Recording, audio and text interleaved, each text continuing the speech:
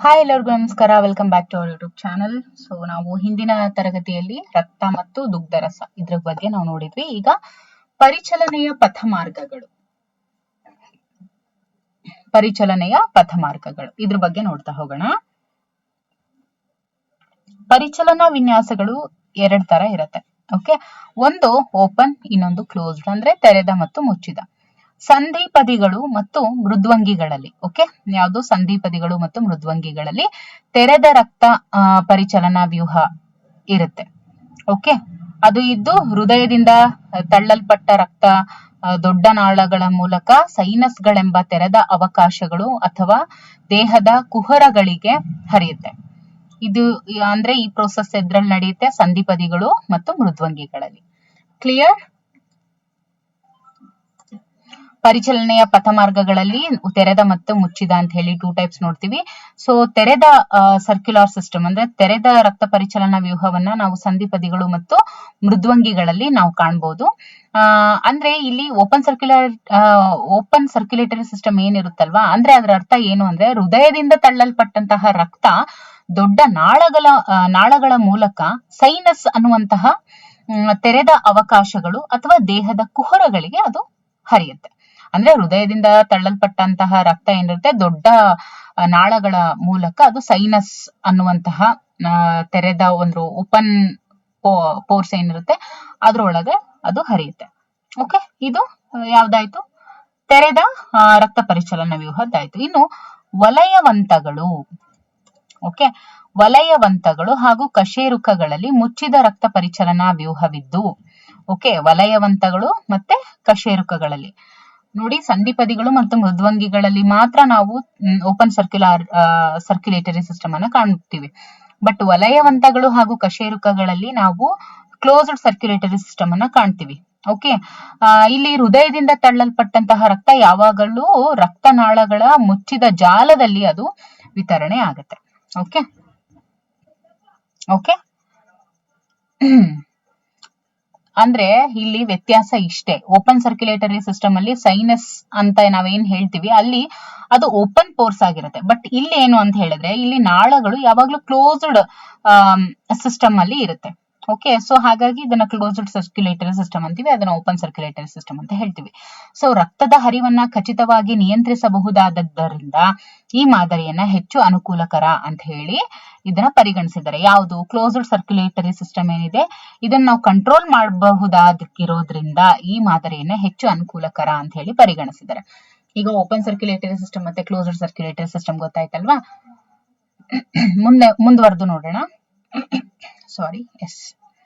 ಎಲ್ಲಾ ಕಶೇರುಕಗಳು ಕೂಡ ಕೋಣೆಗಳಿಗೆ ಇರುವಂತಹ ಸ್ನಾಯುವಿನಿಂದಾದ ಹೃದಯವನ್ನ ಹೊಂದಿದೆ. ಎಲ್ಲಾ ಕಶೇರುಕಗಳು ಕೂಡ ಕೋಣೆಗಳಿರುವ ಸ್ನಾಯುವಿನಿಂದಾದಂತಹ ಹೃದಯವನ್ನ ಹೊಂದಿದೆ. ಮೀನುಗಳು, ವೆರಿ ಫಸ್ಟ್ ಮೀನುಗಳಿಗೆ ಬರೋಣ. ಮೀನುಗಳು ಒಂದು ಹೃತ್ಕರ್ಣ ಮತ್ತು ಒಂದು ಹೃತ್ಕುಕ್ಷಿ ಇರುವಂತಹ 2 ಕೋಣೆಗಳ ಹೃದಯವನ್ನ ಹೊಂದಿದೆ. ಅಂದ್ರೆ ಮೀನುಗಳು 2 ಕೋಣೆಗಳ ಹೃದಯವನ್ನ ಒಳಗೊಂಡಿದೆ, ಒಂದು ಹೃತ್ಕರ್ಣ, ಇನ್ನೊಂದು ಹೃತ್ಕುಕ್ಷಿ. ಓಕೆ, ಇನ್ನು ಉಭಯವಾಸಿಗಳಿಗೆ ಬಂದ್ರೆ ಮತ್ತೆ ಸರೀಸೃಪಗಳಿಗೆ ಬಂದ್ರೆ ಇಲ್ಲಿ 2 ಹೃತ್ಕರ್ಣ ಮತ್ತೆ ಒಂದು ಹೃತ್ಕುಕ್ಷಿ ಇದೆ. ಅಂದ್ರೇನು 3. ಓಕೆ, 2 ಹೃತ್ಕರ್ಣ ಮತ್ತು ಒಂದು ಹೃತ್ಕುಕ್ಷಿ. ಬಟ್ ಉಭಯವಾಸಿಗಳು ಅಂತ ಬಂದಾಗ ಸರೀಸೃಪಗಳಲ್ಲಿ ಮೊಸಳೆಗಳನ್ನ ಹೊರತುಪಡಿಸಿ 3 ಚೇಂಬರ್ಸ್ ಆಫ್ ಹಾರ್ಟ್ ಅನ್ನ ಒಳಗೊಂಡಿದೆ. ಓಕೆ, ಆದ್ರೆ ಮೊಸಳೆಗಳು, ಪಕ್ಷಿಗಳು, ಸ್ತನಿಗಳು 2 ಹೃತ್ಕರ್ಣ ಮತ್ತೆ 2 ಹೃತ್ಕುಕ್ಷಿಗಳು ಇರುವಂತಹ 4 ಕೋಣೆಗಳ ಹೃದಯವನ್ನ ಒಳಗೊಂಡಿದ್ದಾವೆ. ಯಾವುದು? ಕ್ರೊಕೊಡೈಲ್ಸ್ ಅನ್ನ, ಇನ್ಕ್ಲೂಡಿಂಗ್ ಕ್ರೊಕೊಡೈಲ್ಸ್, ಆಂಫಿಬಿಯನ್ಸ್ ಅಲ್ಲಿ ಕಂಡು ಬರುವಂತಹ ಈ ಕ್ರೊಕೊಡೈಲ್ಸ್ ಅನ್ನ ಇನ್ಕ್ಲೂಡ್ ಮಾಡಿಕೊಂಡು ಸ್ತನಿಗಳು, ಪಕ್ಷಿಗಳು, ಓಕೆ, ಅವೆಲ್ಲವೂ ಕೂಡ 4 ಚೇಂಬರ್ಸ್ ಆಫ್ ಹಾರ್ಟ್ ಅನ್ನ ಒಳಗೊಂಡಿದೆ. ಸೊ ಮೀನೇನು 2 ಅಂತ ಹೇಳಿದ್ವಿ, ಹೌದಲ್ವಾ? ಸೊ ಮೀನುಗಳಲ್ಲಿ ಹೃದಯವು ಆಕ್ಸಿಜನ್ ರಹಿತ ರಕ್ತವನ್ನ ಹೊರದಬ್ಬುತ್ತೆ. ಅಂದ್ರೆ ಆಕ್ಸಿಜನ್ ಇಲ್ಲದೆ ಇರುವಂತಹ ರಕ್ತ, ಓಕೆ, ಆಕ್ಸಿಜನ್ ರಹಿತ ರಕ್ತವನ್ನ ಅದು ಹೊರಗಡೆ ಹಾಕುತ್ತೆ. ಓಕೆ, ಹಾಗೂ ಅದು ಕಿವಿರುಗಳಲ್ಲಿ ಶುದ್ಧೀಕರಿಸಲ್ಪಡುತ್ತೆ. ಅದು ಯಾವ ರೀತಿ ಶುದ್ಧೀಕರಿಸಲ್ಪಡುತ್ತೆ ಅಂದ್ರೆ ಕಿವಿರುಗಳಲ್ಲಿ. ಮತ್ತು ಆಕ್ಸಿಜನ್ ಸಹಿತ ರಕ್ತ ಅದು ದೇಹದ ವಿವಿಧ ಭಾಗಗಳಿಗೆ ಪೂರೈಸಲ್ಪಡುತ್ತೆ. ಓಕೆ, ಆಕ್ಸಿಜನ್ ಸಹಿತ ರಕ್ತ ಏನಿರುತ್ತೆ ಅದು ವಿವಿಧ ಭಾಗಗಳಿಗೆ ಪೂರೈಸಲ್ಪಡುತ್ತೆ. ಅಲ್ಲಿಂದ ಆಕ್ಸಿಜನ್ ರಹಿತ ರಕ್ತವು ಹೃದಯಕ್ಕೆ ಹಿಂದಿರುಗಿಸಲ್ಪಡುತ್ತೆ. ಸೊ ಅದನ್ನ ನಾವು ಸಿಂಗಲ್ ಸರ್ಕ್ಯುಲೇಷನ್ ಅನ್ನ ಇಲ್ಲಿ ಮೀನುಗಳಲ್ಲಿ ಕಾಣ್ತೀವಿ. ಸಿಂಗಲ್ ಸರ್ಕ್ಯುಲೇಷನ್ ಅನ್ನ ನಾವು ಮೀನುಗಳಲ್ಲಿ ಕಾಣ್ತೀವಿ. ಓಕೆ, ಮೀನುಗಳಲ್ಲಿ ನಾವು ಸಿಂಗಲ್ ಸರ್ಕ್ಯುಲೇಷನ್ ಅನ್ನ ನಾವು ಕಾಣಬಹುದು. ಇದಿಷ್ಟು ಓಕೆ, ಏಕ ಪರಿಚಲನೆಯನ್ನ ನಾವು ಕಾಣ್ತೀವಿ ಮೀನುಗಳಲ್ಲಿ. ಓಕೆ, ನೆಕ್ಸ್ಟ್ ಉಭಯವಾಸಿಗಳಿಗೆ ಬಂದ್ರೆ, ಈ ಉಭಯವಾಸಿಗಳು ಮತ್ತು ಸರೀಸೃಪಗಳಲ್ಲಿ ಎಡ ಹೃತ್ಕರ್ಣ ಕಿವಿರು ಅಥವಾ ಶ್ವಾಸಕೋಶಗಳು ಅಥವಾ ಚರ್ಮಗಳಿಂದ ಆಕ್ಸಿಜನ್ ಸಹಿತ ರಕ್ತವನ್ನ ಇದು ಪಡೆಯುತ್ತೆ, ಮತ್ತು ಬಲ ಹೃತ್ಕರ್ಣವು ದೇಹದ ಇತರ ಭಾಗಗಳಿಂದ ಆಕ್ಸಿಜನ್ ರಹಿತ ರಕ್ತವನ್ನ ಪಡೆಯುತ್ತೆ.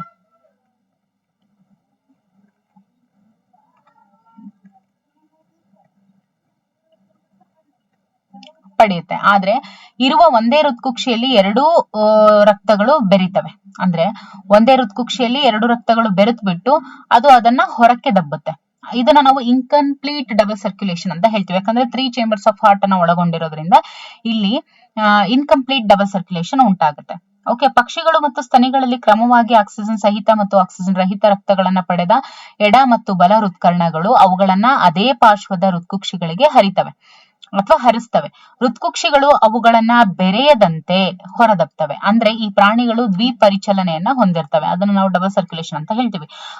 ಈಗ ನಾವು ಮಾನವನ ಪರಿಚಲನಾ ವ್ಯೂಹದ ಬಗ್ಗೆ ಅಧ್ಯಯನವನ್ನ ಮಾಡೋಣ. ಅಂದ್ರೆ ಮೀನುಗಳಲ್ಲಿ ಮತ್ತೆ ಸರೀಸೃಪಗಳು, ಆಂಫಿಬಿಯನ್ಸ್, ಇವುಗಳಲ್ಲಿ ಯಾವ ರೀತಿ ಆಗುತ್ತೆ ಅಂತ ನೋಡಿದ್ವಿ. ಮೀನು ಅಂತ ಬಂದಾಗ ಅಲ್ಲಿ ಸಿಂಗಲ್ ಸರ್ಕ್ಯುಲೇಷನ್ ಆಗುತ್ತೆ. ಓಕೆ, ಇನ್ನು ಉಭಯವಾಸಿಗಳು ಮತ್ತೆ ಸರೀಸೃಪಗಳಲ್ಲಿ ಇನ್ಕಂಪ್ಲೀಟ್ ಡಬಲ್ ಸರ್ಕ್ಯುಲೇಷನ್ ಕಂಡ್ವಿ.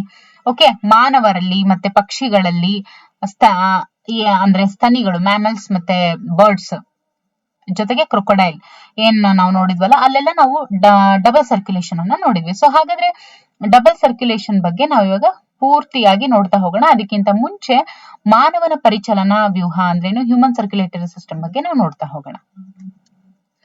ಮಾನವನ ಪರಿಚಲನಾ ವ್ಯೂಹ ನೋಡಿ, ರಕ್ತನಾಳ ವ್ಯೂಹ ಅಂದ್ರೆ ಬ್ಲಡ್ ವಾಸ್ಕ್ಯುಲರ್ ಸಿಸ್ಟಮ್ ಅಂತ ಹೇಳ್ತೀವಿ.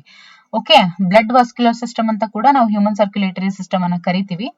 ಓಕೆ, ಇವು ಕೋಣೆಗಳಿರುವ ಸ್ನಾಹಿಕ ಹೃದಯ ಮತ್ತೆ ಕವಲೊಡೆದ ಮುಚ್ಚಿದ ರಕ್ತನಾಳಗಳ ಜಾಲ ಮತ್ತೆ ಪರಿಚಲನೆಯಾಗುವ ದ್ರವವಾದ ರಕ್ತವನ್ನ ಒಳಗೊಂಡಿರುತ್ತೆ ರಕ್ತನಾಳ ವ್ಯೂಹ. ಓಕೆ, ಮಾನವನ ಪರಿಚಲನಾ ವ್ಯೂಹ ಕೋಣೆಗಳು ಇರುವಂತಹ ಸ್ನಾಹಿಕ ಹೃದಯ, ಕವಲೊಡೆದ ಮುಚ್ಚಿದ ರಕ್ತನಾಳಗಳ ಜಾಲ ಮತ್ತು ಪರಿಚಲನೆಯಾಗುವಂತಹ ದ್ರವವಾದ ರಕ್ತವನ್ನ ಒಳಗೊಂಡಿರುತ್ತೆ. ಓಕೆ, ಮಧ್ಯಧರ್ಮದಿಂದ ಉತ್ಪತ್ತಿಯಾದಂತಹ ಹೃದಯವು 2 ಶ್ವಾಸಕೋಶಗಳ ಮಧ್ಯ ನಮ್ಮ ವಕ್ಷಕುಹರದಲ್ಲಿದ್ದು ಸ್ವಲ್ಪ ಎಡಕ್ಕೆ ಬಾಗಿರುತ್ತೆ. ಓಕೆ, ಕಾಣಿಸ್ತಾ ಇದೆಯಲ್ವಾ, ಸ್ವಲ್ಪ ಎಡಕ್ಕೆ ಬಾಗಿರುತ್ತೆ. ಓಕೆ, ನಮ್ಮ ಮುಚ್ಚಿರುವ ಮುಷ್ಟಿಯ ಗಾತ್ರವನ್ನ ಇದು ಒಳಗೊಂಡಿರುತ್ತೆ. ಹೃದಯ ನಾವು ಇವಾಗ ನಾವೇನಾದ್ರೂ ಕೈಯನ್ನ ಮುಷ್ಟಿ ಮಾಡಿದ್ರೆ ಎಷ್ಟು ಗಾತ್ರ ಇರುತ್ತೋ ಅಷ್ಟು ಗಾತ್ರದ್ದು ಇರುತ್ತೆ ನಮ್ಮ ಹೃದಯ. ಓಕೆ, 2 ಭಿತ್ತಿ ಇರುವಂತಹ ಪೊರೆಯುಕ್ತ ಚೀಲವಾದ ಹೃದಯ ಚೀಲ ಅಂದ್ರೇನು, ಹೃದಯ ಚೀಲವನ್ನ ಪೆರಿಕಾರ್ಡಿಯಂ ಅಂತ ಹೇಳ್ತೀವಿ.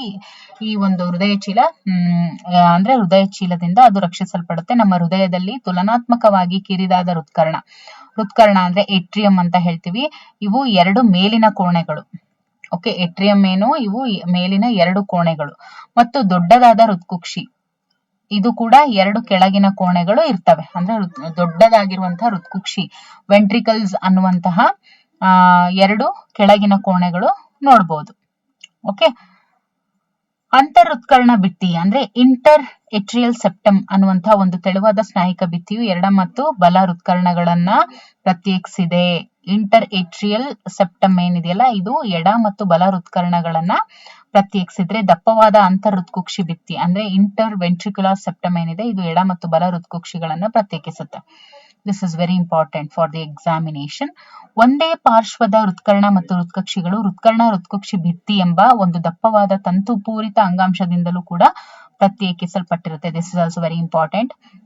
ಆದ್ರೆ ಒಂದೇ ಪಾರ್ಶ್ವದ 2 ಕೋಣೆಗಳ ನಡುವಿನ ಸಂಪರ್ಕಕ್ಕಾಗಿ ಈ ಪ್ರತಿಯೊಂದು ಭಿತ್ತಿಯೂ ಒಂದು ರಂಧ್ರವನ್ನ ಹೊಂದಿರುತ್ತೆ. ಓಕೆ, ಬಲ ಹೃತ್ಕರ್ಣ ಮತ್ತು ಬಲ ಹೃತ್ಕುಕ್ಷಿಯ ನಡುವಿನ ರಂಧ್ರವು ತ್ರಿವಲನ ಕವಾಟ ಅಂದ್ರೆ ಟ್ರೈಕಸ್ಪಿಡ್ ವಾಲ್ವ್ ಅನ್ನುವಂತಹ 3 ಸ್ನಾಯಿಕ ಪಟಗಳಿಂದಾದಂತಹ ಒಂದು ಕವಾಟದಿಂದ ರಕ್ಷಿಸಲ್ಪಟ್ಟರೆ, ಒಂದು ದ್ವಿವಲನ ಅಥವಾ ಮಿಟ್ರಲ್ ಕವಾಟ ಅಂತ ಹೇಳ್ತೀವಿ, ಮಿಟ್ರಲ್ ವಾಲ್ವ್, ಇದು ಎಡ ಹೃತ್ಕರ್ಣ ಮತ್ತು ಎಡ ಹೃತ್ಕುಕ್ಷಿಗಳ ನಡುವಿನ ರಂಧ್ರವನ್ನ ಇದು ರಕ್ಷಿಸುತ್ತೆ. ಸೊ ಅನುಕ್ರಮವಾಗಿ ಶ್ವಾಸಕೋಶೀಯ ಅಪಧಮನಿ ಮತ್ತು ಮಹಾಪಧಮನಿಗಳಿಗೆ ಬಲ ಮತ್ತು ಎಡ ಹೃತ್ಕುಕ್ಷಿಗಳಿಂದ ಇರುವಂತಹ ರಂಧ್ರಗಳು ಅರ್ಧಚಂದ್ರಾಕೃತಿಯ ಕವಾಟಗಳನ್ನ ಹೊಂದಿರ್ತವೆ. ಈ ಕವಾಟಗಳು ಹೃದಯದಲ್ಲಿ ರಕ್ತವು ಏಕಮುಖವಾಗಿ ಹರಿಯುವಂತೆ ನೋಡ್ಕೊಳ್ತೆ. ಅಂದ್ರೇನು, ಹೃತ್ಕರ್ಣಗಳಿಂದ ಹೃತ್ಕಕ್ಷಿಗಳಿಗೆ ಮತ್ತು ಹೃತ್ಕುಕ್ಷಿಗಳಿಂದ ಶ್ವಾಸಕೋಶೀಯ ಅಪಧಮನಿ ಅಥವಾ ಮಹಾಪಧಮನಿಗೆ ಈ ಕವಾಟಗಳು ಯಾವುದೇ ಹಿಮ್ಮುಖ ಹರಿವನ್ನ ಇದು ತಡೆಗಟ್ಟುತ್ತೆ. ಓಕೆ. ಸಂಪೂರ್ಣ ಹೃದಯವು ಹೃದಯ ಸ್ನಾಯುಗಳಿಂದ ಮಾಡಲ್ಪಟ್ಟಿರುತ್ತೆ. ಹೃತ್ಕುಕ್ಷಿಗಳ ಭಿತ್ತಿಯು ಹೃತ್ಕರ್ಣಗಳ ಭಿತ್ತಿಗಿಂತ ಸಾಕಷ್ಟು ದಪ್ಪವಾಗಿರುತ್ತೆ. ಇನ್ನು ಗಂಟು ಅಂಗಾಂಶ ಅಂತ ಹೇಳ್ತೀವಿ. ಗಂಟು ಅಂಗಾಂಶ ಅಂತ ಹೇಳಿದ್ರೆ ನೋಡಲ್ ಟಿಶ್ಯೂ ಅಂತ ಹೇಳಿ. ಓಕೆ. ಈ ರೀತಿ ಕರೆಯಲ್ಪಡುವಂತಹ ವಿಶೇಷವಾದ ಒಂದು ಸ್ನಾಯುಗಳ ಕಂತೆ ಹೃದಯದಲ್ಲಿ ಹಂಚಿಕೆ ಆಗಿರುತ್ತೆ.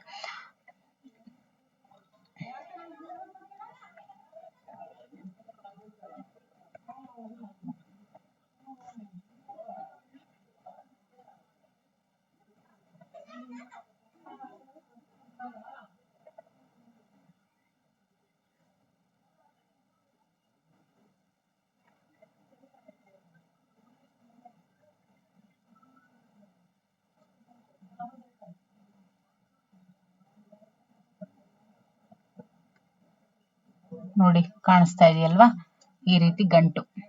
ಓಕೆ. ಆ ಗಂಟು ಏನಿರುತ್ತಲ್ವಾ ಅದು ಸಂಪೂರ್ಣ ಹೃದಯವು ಹೃದಯ ಸ್ನಾಯುಗಳಿಂದ ಮಾಡಲ್ಪಟ್ಟಿರುತ್ತೆ. ಹೃತ್ಕುಕ್ಷಿಗಳ ಭಿತ್ತಿ ಏನಿರುತ್ತೆ ಹೃತ್ಕರ್ಣಗಳ ಭಿತ್ತಿಗಿಂತ ಸಾಕಷ್ಟು ದಪ್ಪವಾಗಿದೆ. ಗಂಟು ಅಂಗಾಂಶ ಅಂತ ಕರೆಯಲ್ಪಡುವಂತಹ ವಿಶೇಷವಾದ ಒಂದು ಸ್ನಾಯುಗಳ ಕಂತೆ ಹೃದಯದಲ್ಲಿ ಹಂಚಿಕೆ ಆಗಿರುತ್ತೆ. ನೋಡಿದ್ರಿ ಅಲ್ವಾ ಗಂಟು ಅದನ್ನ. ಸೊ ಸೈನೋಎಟ್ರಿಯಲ್ ಗಂಟು ಅಂದ್ರೇನು? ಸೈನೋಎಟ್ರಿಯಲ್ ಗಂಟು ಎಂದು ಕರೆಯಲ್ಪಡುವ ಈ ಅಂಗಾಂಶದ ಒಂದು ಭಾಗ ಬಲ ಹೃತ್ಕರ್ಣದ ಬಲಭಾಗದ ಮೇಲ್ಮೂಲೆಯಲ್ಲಿ ಇರುತ್ತೆ. ಓಕೆ. ಸೈನೋಎಟ್ರಿಯಲ್ ಗಂಟು ಕಾಣಿಸ್ತಾ ಇದೆಯಲ್ವಾ? ಸೈನೋಎಟ್ರಿಯಲ್ ಗಂಟು, ಆಮೇಲೆ ಎಟ್ರಿಯೋ ವೆಂಟ್ರಿಕ್ಯುಲರ್ ಗಂಟು. ಓಕೆ. 2 ಗಂಟುಗಳನ್ನ ನಾವು ಕಾಣಬಹುದು. ಓಕೆ. ಸೈನೋಎಟ್ರಿಯಲ್ ಗಂಟು ಇದು ಬಲಭಾಗ, ಬಲ ಹೃತ್ಕರ್ಣದ ಬಲಭಾಗದ ಮೇಲ್ಮೂಲೆಯಲ್ಲಿ ಇರುತ್ತೆ. ಇನ್ನು ಎಟ್ರಿಯೋ ವೆಂಟ್ರಿಕ್ಯುಲರ್ ಅಂತ ಕರೆಯುವಂತ ಈ ಅಂಗಾಂಶ ಇನ್ನೊಂದು ರಾಶಿಯ ಅದರ ಒಂದು ರಾಶಿ ಬಲ ಹೃತ್ಕರ್ಣದ ಕೆಳಭಾಗದ ಎಡಮೂಲೆಯಲ್ಲಿ ಇರುತ್ತೆ. ಹೃತ್ಕರ್ಣ ಹೃತ್ಕುಕ್ಷಿ ಭಿತ್ತಿಯ ಸಮೀಪದಲ್ಲಿ ಇರುತ್ತೆ. ಇಲ್ಲಿ ಎಟ್ರಿಯೋ ವೆಂಟ್ರಿಕ್ಯುಲರ್ ಕಂತೆ ಏನಿರುತ್ತೆ ಅದು ಒಂದು ಗಂಟು ತಂತುಗಳ ಕಂತೆಯು ಎಟ್ರಿಯೋ ವೆಂಟ್ರಿಕ್ಯುಲರ್ ನೋಡ್ ನಿಂದ ಮುಂದುವರೆದು ಹೃತ್ಕರ್ಣ ಹೃತ್ಕುಕ್ಷಿ ಭಿತ್ತಿಯ ಮುಖಾಂತರ ಹಾದು ಅಂತರ್ ಹೃತ್ಕುಕ್ಷಿ ಭಿತ್ತಿಯ ಮೇಲ್ಭಾಗದಲ್ಲಿ ಹೊರಹೊಮ್ಮುತ್ತೆ ಮತ್ತು ತಕ್ಷಣವೇ ಬಲ ಮತ್ತು ಎಡ ಕಂತೆಗಳಾಗಿ ಕವಲೊಡೆಯುತ್ತೆ. ಈ ಕವಲಗಳು ಅನುಕ್ರಮ ಪಾರ್ಶ್ವಗಳಲ್ಲಿ ಇರುವಂತಹ ಹೃತ್ಕುಕ್ಷಿಗಳ ಸ್ನಾಯುಗಳ ಉದ್ದಗಲಕ್ಕೂ ಹರಡುವಂತಹ ಪರ್ಕಿಂಜೆ ತಂತು ಅನ್ನುವಂತಹ ಸೂಕ್ಷ್ಮ ತಂತುಗಳನ್ನ ಮೂಡಿಸುತ್ತೆ. ಈ ಗಂಟುಗಳ ಸ್ನಾಯು ಯಾವುದೇ ಬಾಹ್ಯ ಪ್ರಚೋದನೆಗಳು ಇಲ್ಲದೆ ಕ್ರಿಯಾ ವಿಭವಗಳನ್ನ ಉತ್ಪತ್ತಿ ಮಾಡುವಂತಹ ಸಾಮರ್ಥ್ಯವನ್ನು ಒಳಗೊಂಡಿರುತ್ತೆ. ಅಂದ್ರೇನು? ಸ್ವಯಂ ಪ್ರಚೋದಕ ಆದ್ರೆ ಗಂಟುಗಳ ವ್ಯವಸ್ಥೆಯ ವಿವಿಧ ಭಾಗಗಳಲ್ಲಿ ಪ್ರತಿ ನಿಮಿಷಕ್ಕೆ ಉತ್ಪತ್ತಿ ಆಗಬಲ್ಲ ಕ್ರಿಯಾ ವಿಭವಗಳ ಸಂಖ್ಯೆಯಲ್ಲಿ ವ್ಯತ್ಯಾಸ ಇದ್ದೇ ಇರುತ್ತೆ. ಇನ್ನು ಸೈನೋಎಟ್ರಿಯಲ್ ನೋಡು ಗರಿಷ್ಠ ಸಂಖ್ಯೆಯ ಕ್ರಿಯಾ ವಿಭವಗಳನ್ನು ಉತ್ಪತ್ತಿ ಮಾಡಬಲ್ಲದು. ಅಂದ್ರೇನು? ಅದರ ಅರ್ಥ ಏನು ಅಂದ್ರೆ ಪ್ರತಿ ನಿಮಿಷಕ್ಕೆ 70 ರಿಂದ 75 ಮತ್ತು ಹೃದಯದ ಲಯಬದ್ಧ ಸಂಕೋಚಕ ಚಟುವಟಿಕೆಯನ್ನ ಅದು ಪ್ರಾರಂಭಿಸೋದಕ್ಕೆ ಮತ್ತೆ ಕಾಪಾಡಿಕೊಳ್ಳೋದಕ್ಕೆ ಕಾರಣ ಆಗಿದೆ ಸೈನೋಎಟ್ರಿಯಲ್ ನೋಡ್. This is very important. ಆದ್ದರಿಂದ ಇದನ್ನ ಪದ ಪ್ರೇರೇಪಕ ಅಂದ್ರೆ ಪೇಸ್ ಮೇಕರ್ ಅಂತ ಹೇಳಿ ಕರಿತೀವಿ ಅದನ್ನ. ಅದಕ್ಕೋಸ್ಕರ ಅದನ್ನ ಏನಂತ ಕರಿತೀವಿ? ಪದ ಪ್ರೇರೇಪಕ ಅಂತ ಕರಿತೀವಿ. ನಮ್ಮ ಹೃದಯವು ಸಾಧಾರಣವಾಗಿ ನಿಮಿಷಕ್ಕೆ 70 ರಿಂದ 75 ಬಾರಿ ಬಡಿದುಕೊಳ್ಳುತ್ತೆ. ಓಕೆ. ನಿಮಿಷಕ್ಕೆ ಸರಾಸರಿಯನ್ನ ನಾವು ನೋಡಿದಾಗ 72 ಬಡಿತಗಳು ಕಂಡು ಬರುತ್ತೆ. ಓಕೆ. ಸೊ ಇದಿಷ್ಟು ಏನಾಗಿತ್ತು? ಹ್ಯೂಮನ್ ಸರ್ಕ್ಯುಲೇಟರಿ ಸಿಸ್ಟಮ್ ಆಗಿತ್ತು. ಈಗ ನಾವು ಮುಂದಿನ ಒಂದು ತರಗತಿಯಲ್ಲಿ ಕಾರ್ಡಿಯಾಕ್ ಸೈಕಲ್ ಬಗ್ಗೆ ನೋಡ್ತಾ ಹೋಗೋಣ. ಜೊತೆಗೆ ಇಸಿಜಿ ಅಂದ್ರೆ ಏನು ಅಂತ ನೋಡೋಣ. ಜೊತೆಗೆ ದ್ವಿಪರಿಚಲನೆ ಅಂದ್ರೆ ಏನು, ಇದ್ರ ಬಗ್ಗೆ ನಾವು ನೋಡ್ತಾ ಹೋಗೋಣ. Okay. Thank you for watching.